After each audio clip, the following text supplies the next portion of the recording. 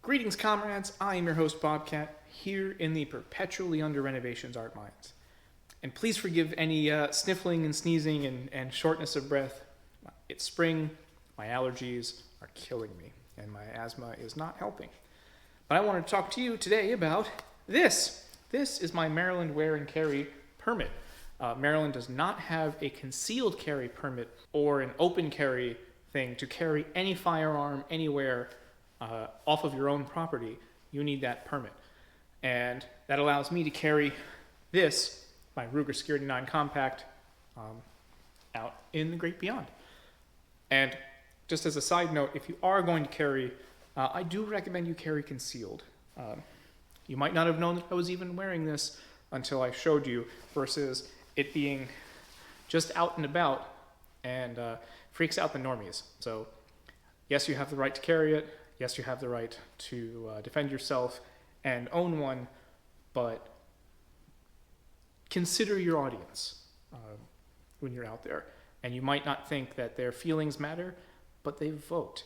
And they can call the police if they're nervous and have no idea who you are. They can mean well, but still set you up for a bad day. So keep it under wraps. But I wanted to make this video for two reasons. One, because I literally just got this permit just a few days ago, 60 days to the day after I applied. And I wanted to walk you through the process of it, what I did, where I went. And two, how much all of this cost. What is the cost of this in the grand scheme of things? What is the cost of ownership, responsible ownership, and all that jazz? So here we go.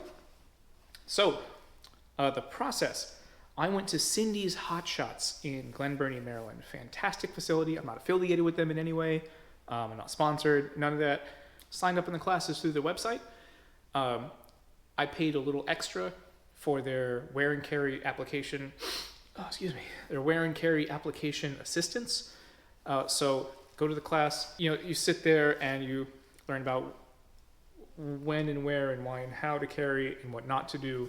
And then on day 2, you go to the range and actually qualify.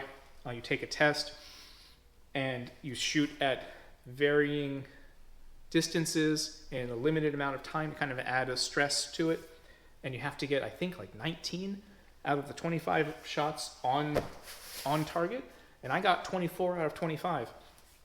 And I'm not saying that to toot my own horn. I was actually really nervous during the test, because it's timed and you can't pick up and fire until they tell you to, and you get like 2 shots or maybe 4 shots at a time, I forget, and you can't mess it up. And so that made me nervous, and so I was actually shaking a little bit, which surprised me because I'm in the safest place in the world. But that's the way it is. And in the class, they give you a copy of this book, Concealed Carry and Home Defense Fundamentals, 2nd edition.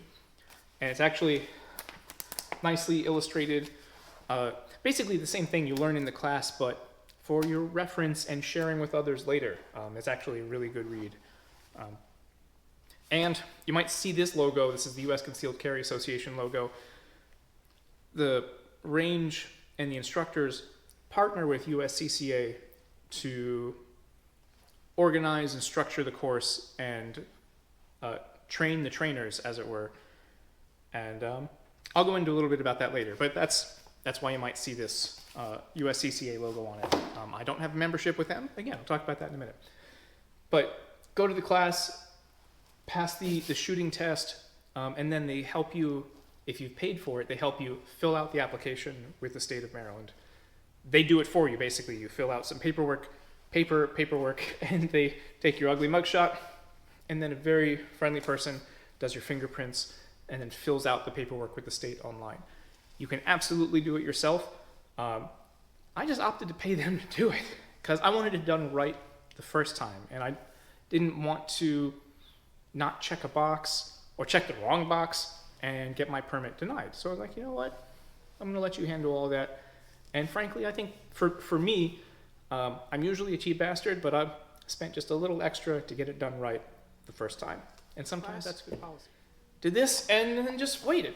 Took the class on February 4th. Today is April 8th or 9th. Submitted the class February 4th. Like a week, 2 weeks later, and submitted the application that same day. 2 weeks later, I got an email from the state police saying your application was received. Don't know why it took 2 weeks to say that. A couple weeks later, got another email saying your application has moved from received to accepted. A couple weeks, maybe a month after that, a couple weeks later, got another email saying your application has been assigned to an investigator. And I guess that's the person who ran the background check on the fingerprints, ran the background check on my criminal profile, separate from the fingerprints somehow. Maybe a national profile. I don't know. Also, on the application, are you criminal? Are you sane? Are you sober? Those kind of questions. You have also 3 references you're supposed to give that will vouch for your character. 3 people not related to you. I did not know that going in. I kind of made some up on the spot, people I know and trust and love. I checked in with them. They were never called. No one from the process contacted them. So, I don't know. But yeah, the 3 references. And then maybe a couple of days ago, I didn't hear anything, checked on the state police website, and I saw that my status had been changed to approved. But I still didn't have the physical permit. And you need to carry this with you every time you carry this with you. Again, except on your property. So even though I was approved, until I got this, I couldn't wear this out of the house.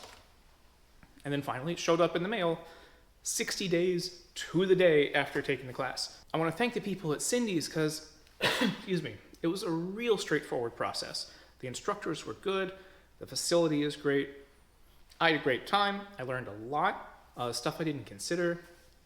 And I really recommend it. So if you're interested, again, just the state of Maryland, if you're interested in your wear and carry permit and you're in the DC, Baltimore area, I had a great experience at Cindy's, so you should give them a thought. So, part 2.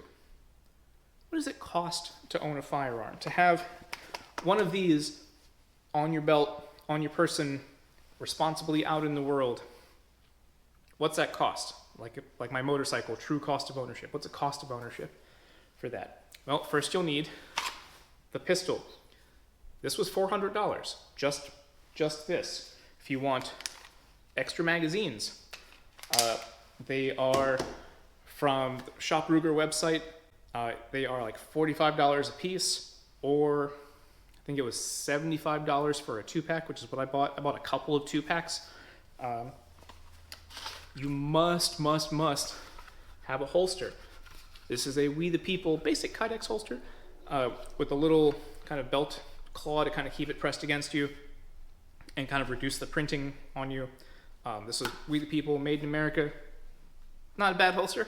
This was about $75. You'll need, I recommend, a gun belt. This belt, I wish I brought a section with me. This belt is reinforced. This is pretty stiff and pretty rigid, so that the weight of the pistol doesn't flex the belt, and it keeps the holster positioned when you're drawing or stashing your pistol, keeps the holster from flopping around. And the reason I went with the Core Essentials belt was because the instructor had one, and they were like, hey, you're going to get a holster. They didn't recommend We the People holsters. I just wanted one that was made in the US. And for me, as a tradesman, when someone in that field says, this is my personal thing, I like it because I've tried a bunch and this is the best one for me, I tend to trust that recommendation. So yeah, Core Essentials belt, another $75, or another $60. I have the notes that I took just to try and sum up all these prices. But yeah, so pistol, magazines, holster, belt. Targets at the range, $5. Don't sweat that. I mean, you could shoot at paper plates if you really wanted to. Sessions at the range. It's kind of like a bowling alley. You pay every time you go, or you pay for a membership. I pay about $30, más o menos, every time I go. I'm gonna get a membership instead. It's cheaper, and I can go as often as I want. The Maryland HQL class. If you To purchase a pistol in Maryland, you need a handgun qualification license, just to purchase it, not let alone carry it out. You can skip the HQL class if you take the wear and carry class. I didn't know that at the time, so save you $175 if you want to do that. At Cindy's, their wear and carry day 1 was $200. Their wear and carry day 2 was $150. That may seem like a lot, and I had a great time. I learned a lot. I would do everything again and pay everything again. Permit help was $60. You're going to need ammunition. I feel like Scrooge McDuck with this bucket of 1,000 rounds of Full Metal Jacket basic copper 9mm round nose. Was $287. But that's just to train. That's just to punch nice holes at a range. For defensive purposes, I really recommend defensive ammo. This is copper jacketed hollow point. And this will actually expand and transfer that energy to the target, whereas these being round and full jacket will generally just kind of punch through the target and into something behind it before they stop. So really recommend the defensive rounds. I think if you're in the state of New Jersey, you can't buy those. Those are illegal, these hollow points. So, check your laws. Your mileage may vary wherever you go, but you may be stuck with these full metal jacket round nose.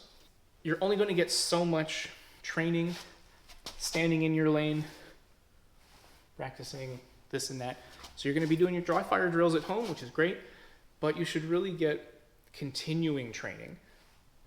You should really get continuing professional guidance on how to use this the best and most effectively if, God forbid, you ever actually need to.